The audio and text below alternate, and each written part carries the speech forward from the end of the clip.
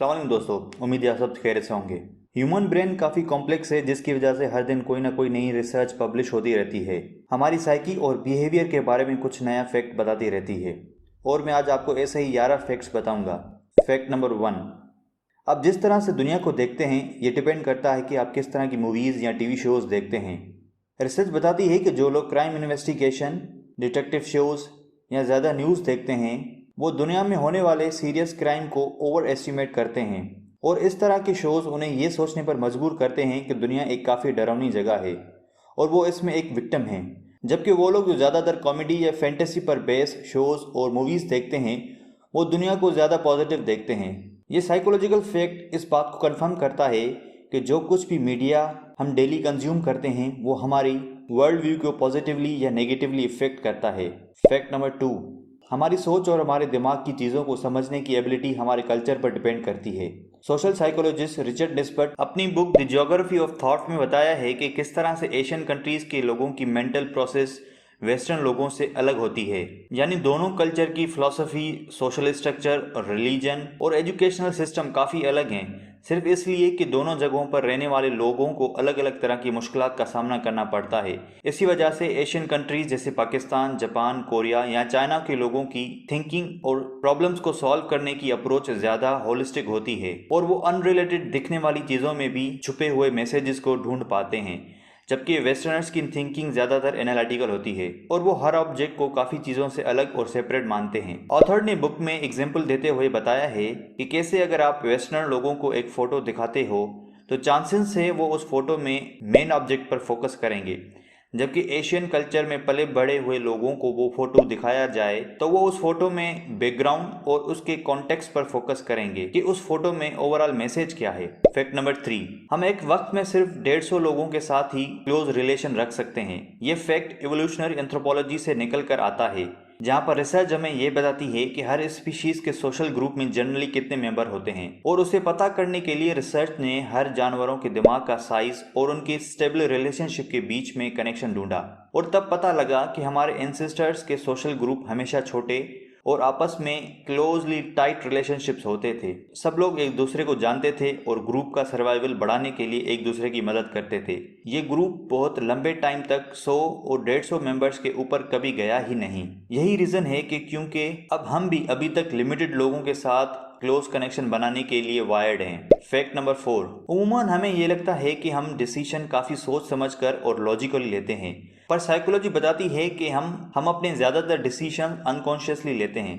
मिसाल के तौर पर अगर आप एक नया फ़ोन खरीदने का सोच रहे हैं तो आप इस बात का ध्यान रखोगे कि वो फ़ोन आपकी हर नीड को पूरा कर सके, उसका प्राइस आपके बजट के अंदर ही हो और उसे मैन्युफैक्चर करने वाली कंपनी रिलायबल हो। पर उन फैक्टर्स के पीछे भी आपकी अनकॉन्शियस बियासेस होती हैं जो आपको बोलती हैं कि आप वही प्रोडक्ट खरीदो जो ट्रेंड में है, या फिर अगर आप हमेशा से ये बोलते आए हो कि आपको छोटे फ़ोन पसंद हैं तो आपका दिमाग आपको उसी स्टोरी के साथ कंसिस्टेंट रहने के लिए पुश करेगा।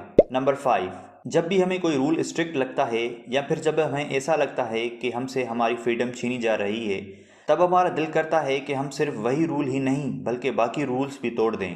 साइकोलॉजिस्ट हमारे इस बिहेवियर को बोलते हैं रिएक्टेंस। ये हमें बताता है कि क्यों किसी पर गुस्सा करके और उन्हें फोर्स करके अपनी बात मनवाना कभी इफेक्टिव नहीं होता। हम दूसरों की बात सिर्फ तभी मानना पसंद करते हैं जब हमें लगता है कि हम वो काम अपनी मर्जी से कर रहे हैं। फैक्ट नंबर 6, हम हर जिंदा या लाइफलेस चीजों में ह्यूमन फेसेस और फेमिलियर पैटर्न्स को ढूंढने की कोशिश करते हैं। जैसे कई बार हमें बादलों में एक शक्ल या कोई जानवर दिखने लग जाता है। जिन लोगों को इसके पीछे की साइकोलॉजी नहीं पता वो उसे मिरेकल मानते हैं, पर साइकोलॉजी में ये फिनोमेना बहुत वेल नोन है और साइंटिस्ट इसे बोलते हैं पेरिडोलिया एवोल्यूशन। इसकी वजह से हमारा दिमाग कॉन्स्टेंटली अपने एनवायरनमेंट में दूसरे इंसान, जानवर या काम आने वाले औजार ढूंढता रहता है, जिसकी वजह से उनसे मिलते जुलते पैटर्न्स भी हमारे दिमाग को ऐसे सिग्नल देते हैं जैसे हमें असली में कोई इंसान या जानवर दिखा हो। फैक्ट नंबर 7, आपकी सबसे पक्की और इम्पोर्टेंट मेमोरीज गलत हैं। अगर मैं आपसे आपके स्कूल का पहला दिन या आपके फर्स्ट एक्सीडेंट के बारे में पूछूं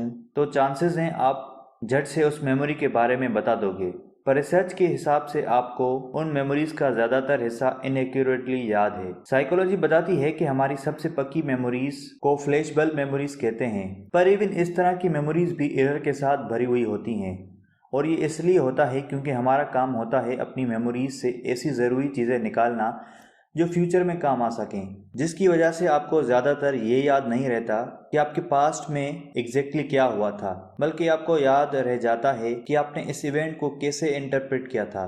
फैक्ट नंबर 8, जनरली हमें वो गाने सबसे ज़्यादा अच्छे लगते हैं जो हमने स्कूल और कॉलेज के टाइम पर सुने थे, और ये इसलिए होता है क्योंकि गाने सुनते वक्त हमारा दिमाग डोपामीन और इस जैसे ही अच्छा फील कराने वाले केमिकल्स रिलीज करता है, और 12 से 22 साल उम्र के बीच हमारा डेवलपिंग ब्रेन उन केमिकल्स को और भी ज़्यादा मिकदार में पैदा कर रहा होता है, जिसकी वजह से हमें हर चीज़ ज़्यादा इम्पोर्टेंट लगती है, और तभी अपनी लाइफ के उस दौर में अपनी म्यूजिकल मेमोरीज पर काफ़ी ज़्यादा ध्यान देते हैं। सालों बाद भी हम उन पुराने गानों को पसंद करते हैं।